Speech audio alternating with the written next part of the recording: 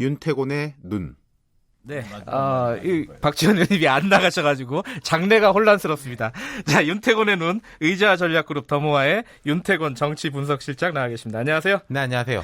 조국 장관 얘기 조금만 더 하죠. 추석 이슈. 예. 그렇죠. 추석 연휴 기간에 이제 KBS 비롯해서 지상파 TV 방송 여론조사 결과가 나왔어요. 네.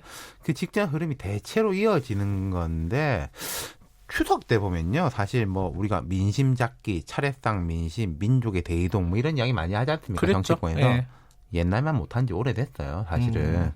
가족 친지가 모이는 명절에는 좀 휴식을 취하는 연휴의 의미가 커졌고 정치같이 골치 아픈 이야기 서로 좀 피하자. 이게 일부러 안 합니다. 예, 매너인데 예.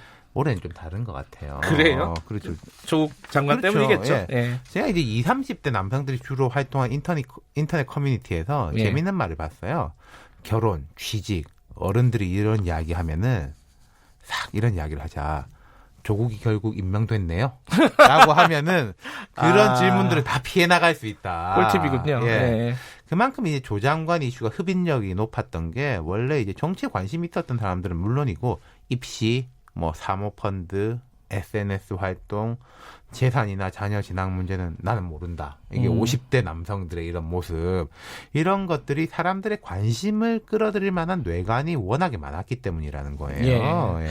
그 야당 움직임도 굉장히 활발했어요, 사실. 그렇죠. 뭐 황교안 대표 1인 시위했고 바른미래당 손학규 대표 우중 촛불 시위도 하고 그랬는데 이게 좀 비장하다기보다는 희비극적인 모습이 자꾸 연출된다는 거예요. 어떤 거 보고 그런 말씀? 황 대표가 1인 시위하는데 류여해 전 최고위원, 이분이 이제 당에도 제명된 분이죠.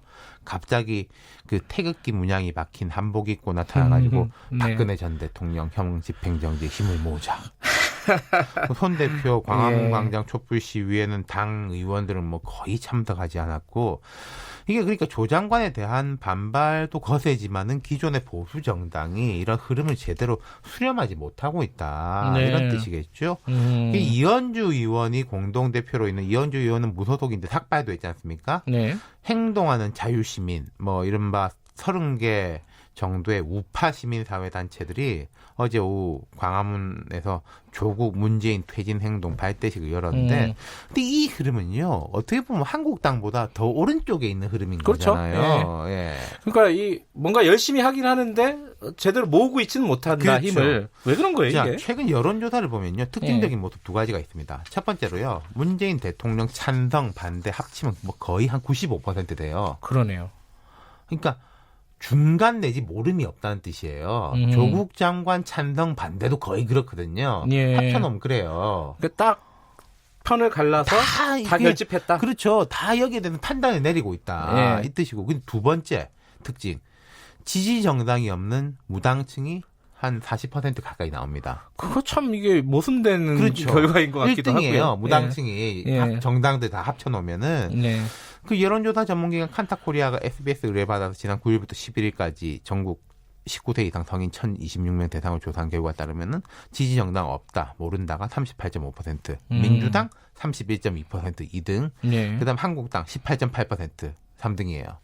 그러니까 문 대통령에 대한 평가나 조국 장관에 대한 평가는 합치면 95%인데 지금 민주당하고 여기 한국당하고 합쳐 보면은 50%도 안 된다는 말이에요. 그러네요. 50% 조금 안 되네요. 예. 그러니까 절반 이상은 마음 둘 데가 없다. 이런 그렇죠. 거네요. 예. 여권에 대한 불만도 있는데 야권은 더 마음에 안 든다. 이런 현상이 점점 심화되고 있다. 네. 그러니까 정치권 내에서 자기들끼리 뭐 통합을 하고 뭐 어떻게 하고 이런 것에 대해서는 점점 관심이 없는데, 박 대표님, 박지원 의원한테 죄송하지만 대한연대가 됐던 뭐가 됐던 간에 대해서 다 점점 관심 안 두는데, 그 뭔가 좀 나왔으면 좋겠다. 이런 이야기는 있다는 거죠. 그러니까 뭐 유승민, 안철수 이름도 자꾸 나오고, 심지어 정치에서 손을 뗀 지 한참 된 홍정욱 전 의원. 홍정욱 의원은 나오려고 그러는 거 아니에요? 이번 총선 때? 그건 모르겠어요. 그러니까 이런 식으로 내 마음 둘 곳 없다가 이렇게 점점 높아지면은 이런 사람들이 이제 몸을 풀 수도 있겠죠. 자유한국당 입장에서는 말씀하신 대로 뭔가는 열심히 하는데 모이지가 않는다. 이러면은 굉장히 좀 난감한 상황. 그렇죠. 그러니까 홍준표 전 대표 같은 경우엔 나경원 원내대표 물러나야 된다. 추석 연휴 때부터 계속 여기 군부를 지피고 있습니다. 네. 나 원내대표가 전략 부재를 반복해서 노출했다. 이런 이유죠. 네. 근데 그러면은 그럼 나경원이 만약에 물러난다. 그럼 그다음 누구 차례겠습니까? 누구 차례예요? 황교안 대표 차례죠. 순망치안 같은 거죠. 계속 그 문제 제기를 한다. 그렇죠. 예. 그러니까 한국당 같은 경우에는요. 지금 말하자면은 외부적 조건은 좋지 않습니까? 지금 조국 장관 문제 같은 네. 경우에 그러다 보니까 오히려 내적 약점이나 무능함이 더 붉어져 보이는 거예요. 이런 일이 없으면은 아유 이게 뭐 그냥 우리가 이제 박근혜 전 대통령 이런 문제 때문에 쉽지가 않다. 더 힘을 네. 실어달라 이럴 수 있을 건데 봐라 이런 기회가 왔는데도 못 먹지 않냐 이런 거죠. 그래서 또 나오는 게 한국당을 보면서 안심하고 있는 쪽은 이제 민주당인 거거든요. 그럼 민주당의 최고 방파제, 방패막이가 한국당인데 한국당이 만약에 막 무너지고 뭐 새로운 제3세력이 뜨고 황골탄퇴한다?